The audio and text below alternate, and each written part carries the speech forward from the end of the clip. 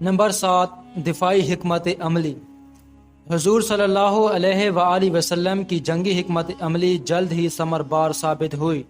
نہ صرف یہ کہ مدینے کو دفاعی نقطہ نظر سے ناقابل تسخیر بنا دیا گیا، بلکہ حملہ کرنے کی بھرپور صلاحیت بھی حاصل کر لی گئی۔ اگرچہ اس صلاحیت کو بہت کم آزمایا گیا، کیونکہ اسلام جنگ و جدل کا نہیں، امن و سلامتی اور غیرت مند دین ہے، تاہم عسکری قوت بننے سے اسلام کا نہ صرف انقلابی کردار نمایاں ہوا، بلکہ کفار مکہ اور یہودی قبائل جو اسلام کے خلاف سازشوں کے جال بچھانے میں پیش تھے، دفاعی پوزیشن اختیار کرنے پر مجبور ہوئے۔ یہی وجہ تھی کہ مسلمانوں کے عسکری قوت بننے کے بعد جب وہ مکہ معظمہ میں داخل ہوئے تو معمولی سی مزاحمت کے علاوہ کفار نے انہیں روکنے کی جرأت نہیں کی اور کسی بڑی لڑائی کے بغیر ہی مکہ فتح ہو گیا۔ تاریخ اسلام میں فتح مکہ ایک فیصلہ کن موڑ ثابت ہوا۔ اس کے بعد اکناف عالم میں اسلام کو تیزی سے پذیرائی حاصل ہوئی اور چاروں سمت میں اسلام کا پرچم لہرانے لگا۔ ہجرت کے بعد بھی اسلام کے خلاف کفار مکہ کی شر انگیزیوں کا سلسلہ بند نہ ہوا، بلکہ خطرات ان کے سر پر منڈلاتے رہے۔ کفار کے حملے کا خطرہ بڑھ رہا تھا، چنانچہ مسلمان ہر وقت چوکنا رہتے، حتیٰ کہ رات کو ہتھیار بند ہو کر سوتے۔ پہرے دار مقرر تھے تاکہ کسی بھی ہنگامی صورتحال سے نپٹا جا سکے۔ ایک طرف تو کفار مکہ خود منظم ہو رہے تھے تاکہ مسلمانوں پر فیصلہ کن حملہ کر سکیں، اور دوسری طرف مدینے کے یہودیوں اور منافقین سے درپردہ مذاکرات بھی جاری تھے۔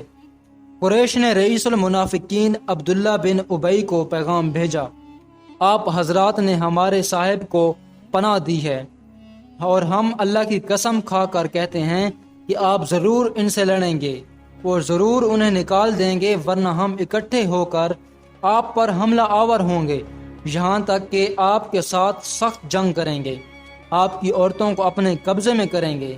محمد صلی اللہ علیہ وآلہ وسلم اور ان کے ساتھیوں کو مدینہ سے نکال دو، ورنہ ہم خود حملہ کر کے ان کا اور تمہارا خاتمہ کر دیں گے۔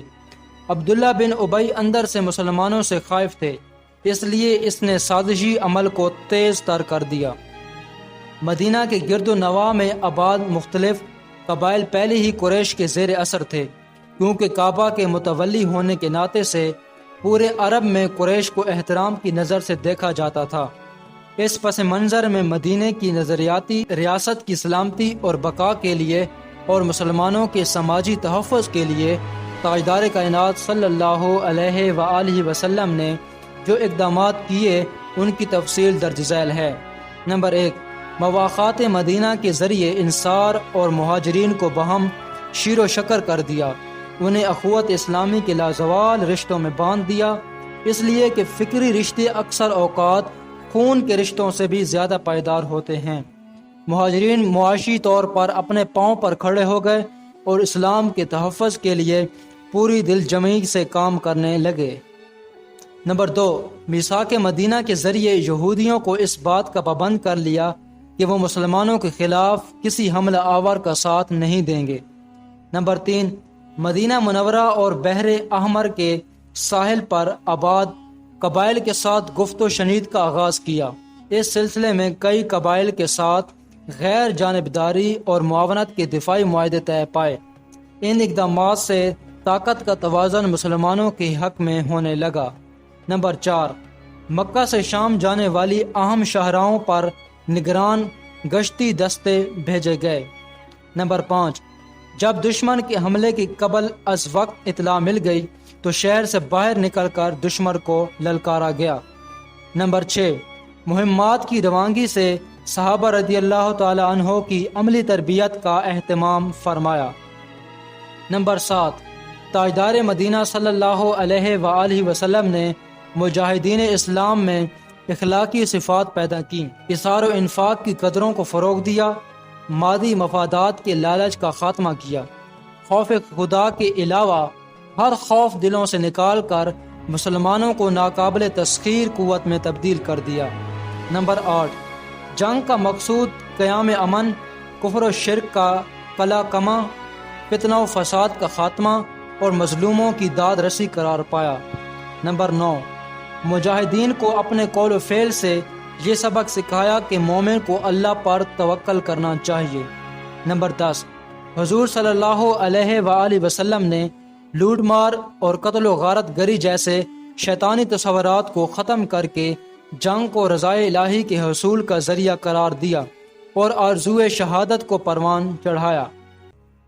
نمبر 11، بہتر منصوبہ بندی کی، اپنے جنگی حکمت عملیوں کو خفیہ رکھا، میدان جنگ میں دوست اور دشمن کی پہچان کے لیے خفیہ الفاظ یا کوڈ ورڈ کا استعمال کیا۔ نمبر 12، جنگ پر روانگی کے وقت اونٹوں کے گلے سے گھنٹیاں اتروا دیں تاکہ دشمن کو لشکر کے کوچ کرنے کی اطلاع نہ ہو جائے۔ نمبر 13، غزوہ بدر میں ایک پہاڑی پر حضور صلی اللہ علیہ وآلہ وسلم نے اپنے لیے ایک خیمہ لگوایا تاکہ میدان جنگ ہر لمحہ نظروں کے سامنے رہے۔ نمبر 14، اپنے وسائل کے مطابق جنگ کی پوری تیاری کی۔ نمبر 15، لشکر اسلام کی بہترین انداز میں صف بندی کی، فوج کی قطار بندی کرنے کے بعد ہدایات جاری کی گئیں۔ وہ ہدایات مندرجہ ذیل تھیں۔ نمبر 1، حضور صلی اللہ علیہ وآلہ وسلم کی اجازت کے بغیر جنگ کا آغاز نہیں کیا جائے گا۔ نمبر 2، صفیں نہیں توڑی جائیں گی۔ نمبر 3، دور سے دشمن پر تیر برسا کر تیر ضائع نہیں کیے جائیں گے۔ نمبر 4، دشمن کے قریب آنے کی صورت میں دشمن پر پتھروں اور مزید قریب آنے پر نیزوں سے حملہ کیا جائے گا۔ نمبر 5، براہ راست سامنا ہو تو تلوار کا استعمال کیا جائے گا۔